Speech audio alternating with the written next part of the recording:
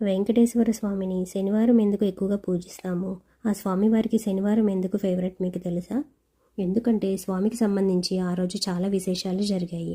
సుదర్శన చక్రం పుట్టినరోజు, ఈశ్వరుడు స్వామివారి భక్తులను తాకను అని చెప్పి మాట ఇచ్చిన రోజు, స్వామివారిని గుడిలో నిలిపిన రోజు కూడా శనివారమే, స్వామివారి దర్శనానికి భక్తులను అలవ చేసిన రోజు శనివారం, పద్మావతి అమ్మని పెళ్లి చేసుకున్న రోజు కూడా శనివారమే. శని ప్రభావం ఎక్కువగా ఉన్నవాళ్ళు పొద్దున్నే లేచి ఇల్లు అంతా కూడా నీట్గా క్లీన్ చేసుకొని ముగ్గులు వేసుకొని పూజ చేసుకునే గదిని కూడా నీట్గా క్లీన్ చేసుకొని స్వామివారికి ఈ విధంగా పూలతో అలంకరించుకోవాలి. తులసిమాల వేయడం వల్ల త్వరగా అనుగ్రహిస్తారు.